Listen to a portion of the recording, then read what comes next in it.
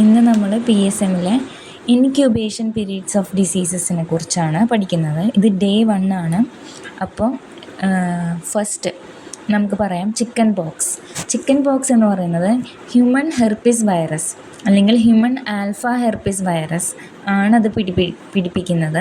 അത് എപ്പോൾ തൊട്ടാണെന്ന് വെച്ചാൽ 14 to 16 ഡേയ്സ്, 14 തൊട്ട് 16 ദിവസം വരെ, എന്ന് വെച്ചാൽ പകുതി മന്ത് വരെയുമാണത് ഇൻക്യുബേഷൻ പീരീഡ് വരുന്നത്, ചിക്കൻ പോക്സ്.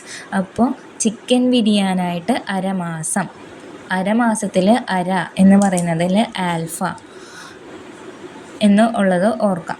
ചിക്കൻ വിരിയുന്നതിന് അരമാസം, ഒന്നുമില്ല, 14 to 16 ദിവസം ആണ് ഇൻക്യുബേഷൻ. ഹ്യൂമൻ ഹെർപ്പിസ് വൈറസ് ആണ് എന്നുള്ളത് ഓർക്കാം. ഇനി അടുത്തത് മീസിൽ എന്ന് പറയുന്നത് റുബിയോള വൈറസ് ആണ്. റുബിയോള വൈറസ് എന്ന് പറയുമ്പോൾ തന്നെ നമുക്കറിയാം RNA പാരാമിക്സോ വൈറസ് ആണ്. RNA റുബിയോള എന്നാണ് ആ ഡിസീസിൻ്റെ പേര്. RNA paramyxo virus. അതിൻ്റെ ഡേയ്സ് എന്ന് പറഞ്ഞു കഴിഞ്ഞാൽ 10 to 14 ഡേയ്സ് ആണ്. 10 to 14 ഡേയ്സ്. മീസിൽസ്, അതിൻ്റെ പേരെന്താണ്? റുബിയോള. അതിൻ്റെ വൈറസ് ഏതാണ്? RNA paramyxo virus. ഇനി അത് എത്ര ദിവസത്തേക്കാണ് പിടിപ്പിക്കുന്നത്? 10 to 14 ഡേയ്സ്. ഇനി അപ്പോൾ മൂന്നാമത്തെ ആളാരാ? റുബെല്ല എന്ന് പറയുന്നതിന് നമ്മൾ എന്ത് പേര് വേറെ വിളിക്കും? ജർമ്മൻ മീസിൽസ് എന്നും കൂടെ വിളിക്കും. ഇതിൻ്റെ വൈറസ് ഏതാണ്?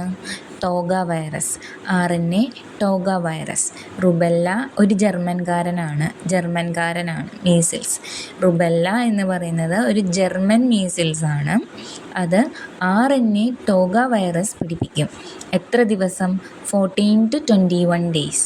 14 to 21 ഡേയ്സ് വരെ.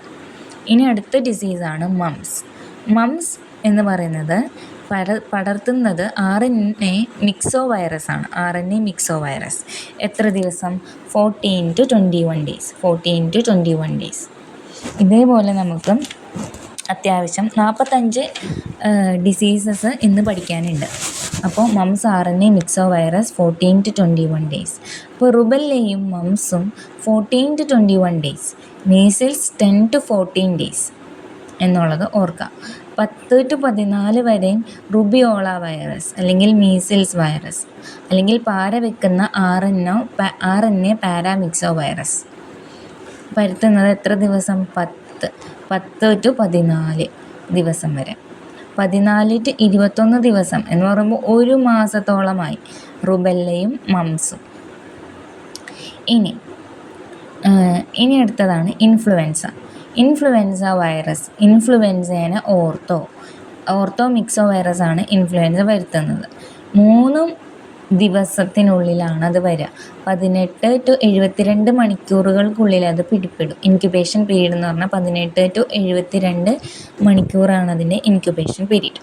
ഇനി അടുത്തതാണ് ഡിഫ്തീരിയ, സൈനോബാക്ടീരിയം ഡിഫ്തീരിയേ.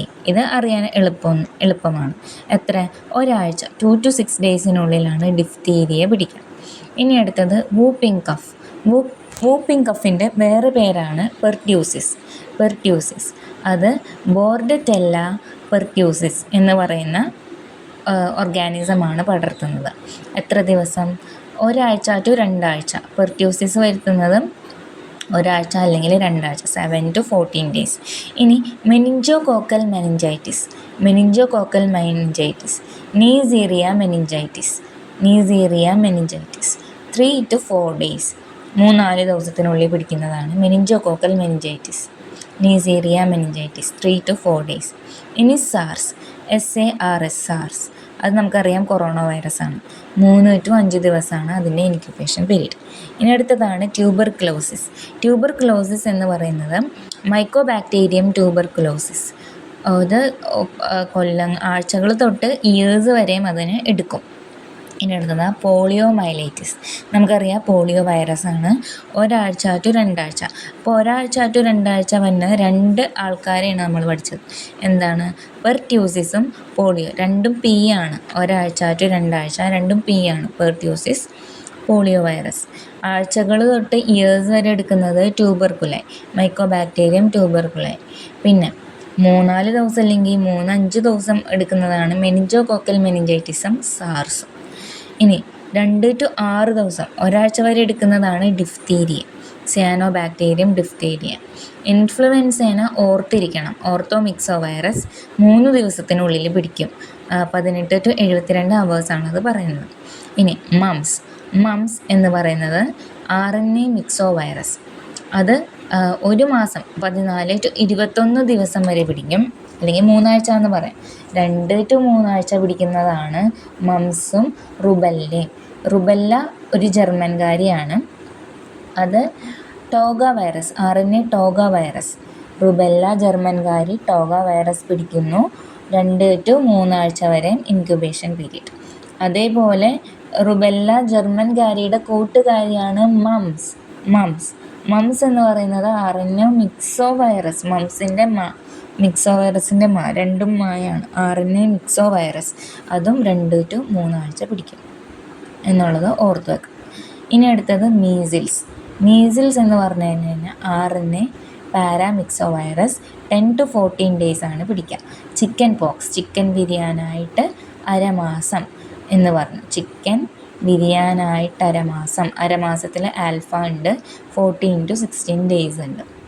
ഓക്കെ, നെക്സ്റ്റ് നമ്മൾക്ക് ഇതിൻ്റെ പാർട്ട് 2 നമുക്ക് അടുത്ത വീഡിയോയിൽ കാണാം.